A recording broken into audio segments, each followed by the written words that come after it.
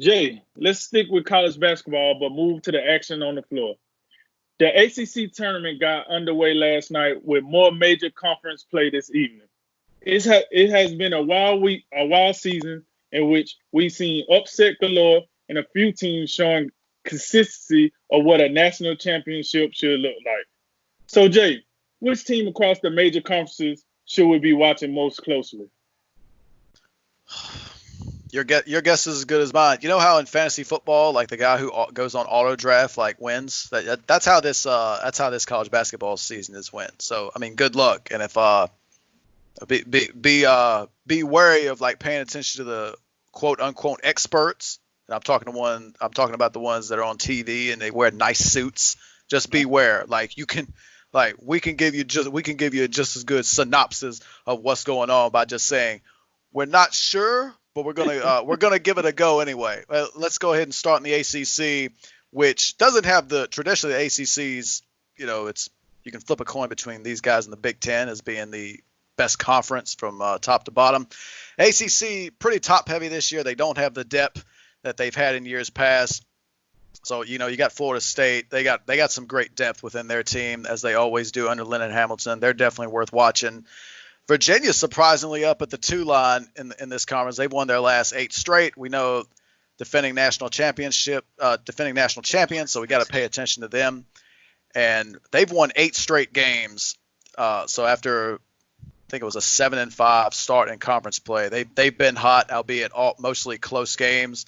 And then so on, it goes Louisville and Duke. Those teams, we got to pay attention to them too.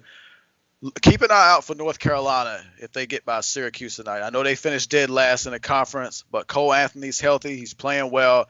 And Garrison Brooks and Brandon Robinson, those guys can really play as well. So don't be surprised if you see North Carolina in the quarterfinals tomorrow night. Okay. I won't be surprised. Thank you for the inside information. I'm gonna go with, when all the chips are on the table, you got to go with the guy that usually rides to the top. The cream always rides to the top. So I'm gonna go with Duke. I like that Duke North Carolina State matchup. I can't never go wrong with that. But your team, your boys, the Virginia Cavaliers. You hit me with a little nugget earlier. They're waiting on the winner of that Notre Dame and Boston College game. But Virginia seems to be a team that can get it done in crunch time. They seem to be a team that can get it done in a low-scoring affair. And with the fact that we talked about, we know the fans are going to be here at the conference tournaments. But if I'm some of these teams, like you said, I'm mentally getting ready for the NCAA tournament with an old quiet church gym. So, and then when I look at it with that fact, I got to go with a team that can get it done under all circumstances, and that's Virginia. Now, I do like these other teams, but when I look at Duke and Virginia, I think at some point that cream will rise to the top. The survival of the fittest will come, and I think one of those teams will be the team that's cutting down those ACC nets and holding up the ACC tournament trophy. But like you said, if I had to pick a dark horse, why not be North Carolina? This is a team that got one of the best coaches in the nation, a legend, a Hall of Famer, and let's be honest here, they recruited at a very high level, just like these other teams. It is a bit unorthodox to see, North Carolina in the situation that they're currently in. But, stuff happens, and, some teams start off really, really slow and picks up steam as the season goes. That could be North Carolina. But as far as the ACC go, I'm gonna put my money down on Duke or Virginia to win that tournament. Now the Big Ten. How do I feel about the Big Ten? Listen, first of all, I want to say I do agree with what you said. When it comes to the top 2 conferences, it is the ACC and the Big Ten. And the Big Ten, just like normally every year, Wisconsin, Michigan, Maryland, Illinois might be a newcomer to the top of the fray there. Michigan State.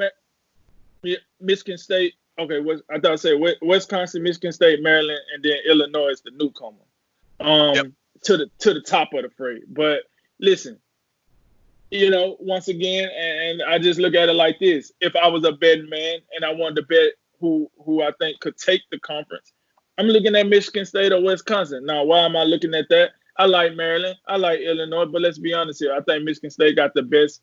They have the best player in the conference with Cassius Winston.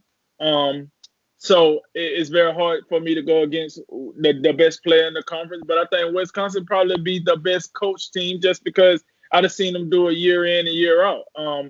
That team is about as consistent as a football team. I mean, that they always find a way to get to the top of the heat and they stick around for a long time. So, when I look at those four teams and then we look at the games that's going to get played tomorrow, Michigan and Rutgers, and I'm looking at the Iowas of the world, the Northwesterns, the Minnesotas. I'm just not impressed, man. I'm not impressed with the rest of these teams in this country. I'm really not. So I'm gonna have to take a team that's in the top of the fray because listen, these teams at the lower end with these double-digit seeds.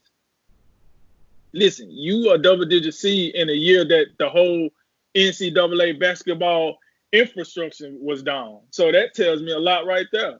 I couldn't leave you in the room with my kid because I can't trust you. So I'm gonna go with Wisconsin. The winner of this conference championship tournament is either gonna be Wisconsin or Michigan State. Yeah, it's hard to disagree. I'm definitely leaning more Michigan State. You just get the feel with, and this is normally this time of year with Tom Izzo and these guys. He's normally got these boys playing their best basketball around this time. They typically have some struggles early on in the season, and they finished the regular season with a 22-9 record, and even so, that's got them good for ninth in the final regular season AP poll. So that tells you the respect Michigan State has nationally, and it also tells you how wacky of a season it's been that you could have a 9-loss team be in the top 10 at this stage of the game. But outside of Michigan State, of course, we got to pay attention to Wisconsin and how consistent they are and the type of ball that they play. Maryland's a team with some star power out there with Anthony Cowan and company, so we got to pay attention to them. But man, the depth in this conference is something to pay attention to. Depending on who reaches the quarterfinal rounds, I mean, when we're looking at teams like Michigan, Ohio State, Iowa, you could even throw maybe an Indiana in there. I wouldn't be surprised if we see some more wild stuff in the quarterfinals and see some of those top seeds go down. But when it's all said and done, I do like Michigan State in the Big Ten. Let's go down to SEC. We know it mostly as a football school, but they got some teams that can play some ball down there. And I don't think there's much to debate in this conference. I don't think they're quite as deep as they've been recently. I'm thinking about a team in Tennessee that's been down this season. They were excellent last year.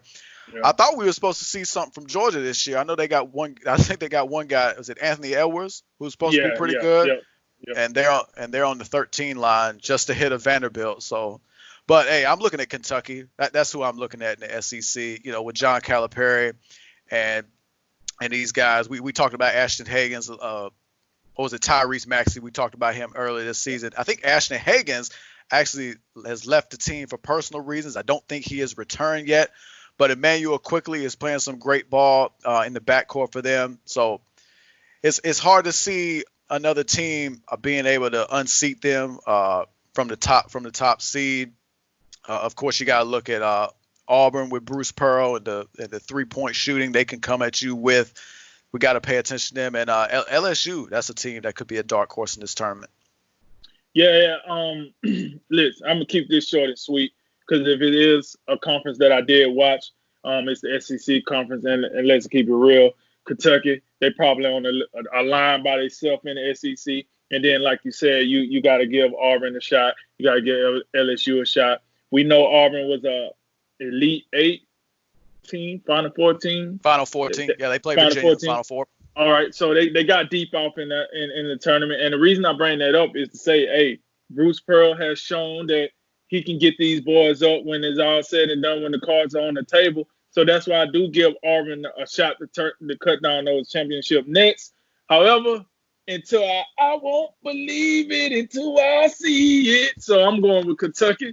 I think they would be the team that raised the trophy for the SEC. Moving on to the Big 12. Listen, first of all, hey, Big 12.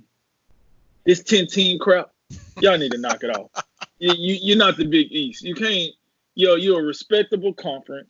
Go out, get you two more teams, and come on with something like I'm about one real champion.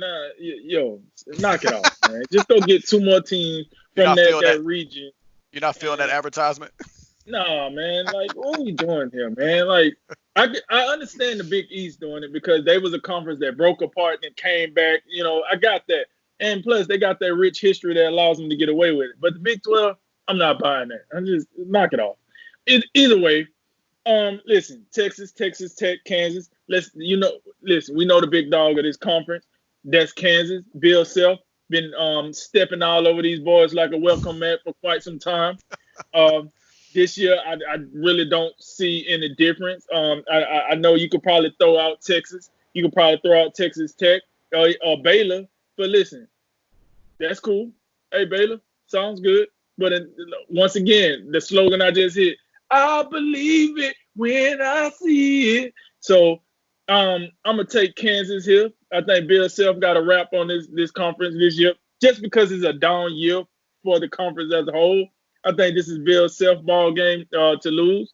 And I just don't see none of these guys really doing anything to hurt Kansas' chance of being the Big 12 tournament champion this year. I'd be real surprised if we did not see a Kansas-Baylor final in this tournament. That's the level of separation that we've seen throughout the season. I mean, you look on down the list. I mean, Oklahoma. Are we sold on Oklahoma? I mean, Texas and Texas Tech on the 4 or 5 line. I got to believe whoever loses that game doesn't even get in the tournament. I mean, Texas has been wildly inconsistent this season. They had a good stretch recently. Texas Tech, I mean, they were in the national championship game last year. They've clearly taken a step back, but yeah, the depth in this conference is not impressive at all. And yeah, when it's all said and done, as great as Baylor has had, as great a season as Baylor has had this year, and they beat Kansas, they split with Kansas this season, so they have some capability. They got the capability to get the job done, but I still couldn't go against Kansas in this tournament, so I think they get the job done. On to the Big East, which has been wildly impressive this season. You could maybe make the argument that they've been better than the ACC this season. I don't think they'd have a great case. I believe Seton Hall had a chance to win the regular season title. I believe they faltered down the stretch, opened the door for the likes of Creighton. We know that Villanova, we know with Jay Wright and how great he's been up there for that program. So obviously those are some of the teams we're looking at. Can't forget about Marquette with Marcus Howard up there. He can drop a 30 bomb at any moment. And Providence and Butler, especially Butler, they got some tournament pedigree up there. So this is an interesting conference. Xavier, this is a team we typically see in the NCAA tournament. I think they have some work to do to get there. So it'll probably take maybe 1 or 2 wins to assure themselves of a spot. But besides that, if I had to go with somebody from this conference, hard to go against Villanova. But we just see them year in and out what they do. You know how sometimes you watch a bad show, right? And you watch this, let's say a bad movie, but that bad movie always got that one little scene in there. You like, I just want to see this scene, and then I'm out. Like, I don't care about the rest of the movie. That was the Big East for NCAA men's basketball this year. That was the Big East. This conference, if you took this conference away from NCAA basketball this year, it was atrocious. I mean, this conference was the highlight of the year. And I want to go out on record and saying this. This conference should get the most bids for the NCAA tournament this year. They should get the most bids, whether it's 7 teams, 8 teams. I know what the pros say. I know we was looking at what Joe Lenardi was saying about the bracketology. Hey, I'm not disclaiming what he done said. I'm not talking about his expertise. The man is good at what he do. That's why he get paid what he get paid. And that's why I, myself, was looking at his page to verify because, hey, he is who he is and he know what he know. But with that said, I'm telling you right now, this is by far, if it's not the one, it's the second best conference. And they should have the most teams in the tournament this year. It's the most competitive conference out of the rest of them. We done talked about the gaps between like 2 and 3 and 3 and 4 and so on in the other conferences. This conference is a nail biter. It's just a straight nail biter when you look at these teams in this conference. So I am very, very now. As I already have my mind made up for the other conferences, when I look at the Big East Conference, now I'm saying, okay, Creighton, okay, I see you, baby. Villanova, Jay Wright, come on, you can't knock them out. Seton Hall, you mentioned them earlier, and they big time player. And then, Providence, Butler, it's just like, I wish we can pull some Big East versus, Pac-12 type stuff right now, just so we can see one conference beat up on the other one. Get a good laugh out of it, you know what I mean? But at the end of the day, I think it does come down to the top 3 teams. I think it's either Creighton, it's either Villanova, or it's Seton Hall at the end of the day. But I would not be surprised. Now, this is the one conference where I will say if a team was to get upset, I think it comes in this conference just because these guys, they play such a close, brand of ball that no one has a big gap in between the next team. So I could see an upset in this conference, but I'm gonna go with that trio of Creighton, Villanova, or Seton Hall being, one of the 3 teams cutting down the nets for the Big East tournament. Then, oh man, they made the cut. Oh, the Pac-12.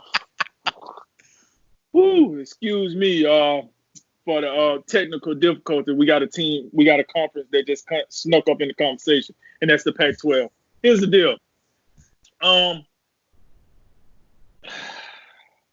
But for my Pac-12 listeners, please don't get mad at me because of my piss poor attitude about this. But I'm just gonna say this. Listen, it's not because you guys play on the West Coast and we on the East Coast and we got to stay up really, really late to see your action. It's just like you guys consistent. You got one team in the top 25 right now. That's Oregon. And then UCLA, Arizona State, and USC seems to be the 3 teams that's going to make it outside of Oregon, unless you get one of your bottom feeders to, win the tournament and then they're in. But listen, this conference should be the conference with the least amount of teams. Like, let's call it what it is. They should get a hot 3 in a Peasky. And I mean that Peasky better be in the first 4 games.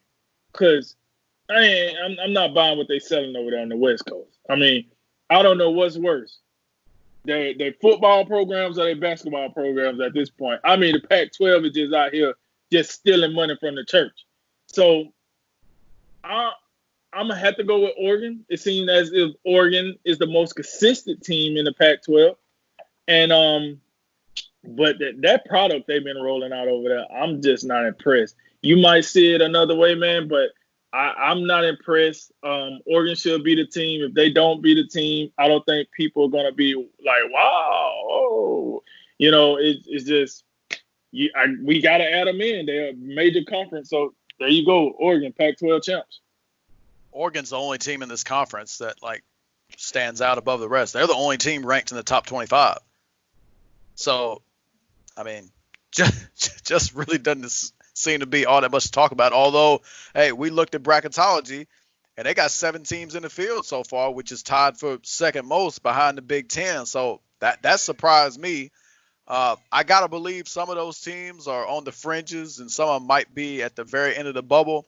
So I got to believe that, 1 or 2, maybe even 3 of those teams, if they come out in this tournament and they one and done, that might knock them out of it, especially depending on what happens in other mid-major tournaments, because there's sometimes that a team will steal a bid by beating, the regular season champion, like just say Dayton, for instance. If Dayton come out there, they're going to be in regardless.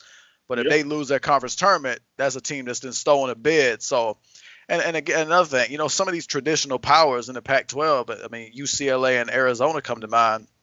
I mean, especially Arizona. Arizona's been really good recently under Sean Miller, and I mean they're just clearly not up to par. I mean, so we got to take that in consideration, and I mean, again, I was shocked that Joe Lunardi putting that much respect on this conference. But we'll see how it turns out, and if they'll obviously have a chance to prove themselves after the Pac-12 tournament. Now, before we move on, Jay, I just want to ask you a question. As you see the latest AP poll got these guys currently constructed, can you see a scenario with two of these mid-major teams, for example, Gonzaga, Dayton, San Diego State, two of those teams being a number one seed once it's all said and done in the NCAA tournament? Gonzaga won their tournament, did they not? Did they beat St. Mary's in the West Coast Championship game? They did. Okay. Yeah, so I got to believe Gonzaga is going to be in the one line.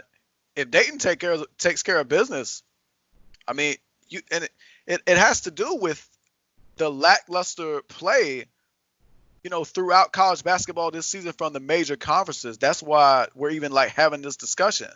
I mean, if Kentucky or Michigan State had been more consistent this season, those are the teams we would expect to be on the one line. But because it's not so, that's just where we're at. Kansas, you got to think they're the one team they got nothing to worry about as far as the one line.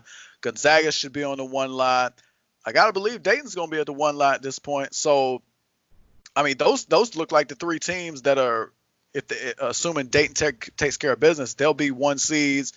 That fourth one's kind of open. I don't see it being San Diego State because you got to think that Gonzaga is going to get the West region. And if San Diego State was to get a number one seed, it would be the West region. So they're probably out at this point. But yeah, that fourth seed, it could be anyone at this point. It could be Florida State if they win the ACC tournament. It could be Kentucky if they win the SEC. I mean, we just don't know. But yeah, I think two mid-majors, Gonzaga and Dayton, yeah, they could very well get number one seeds.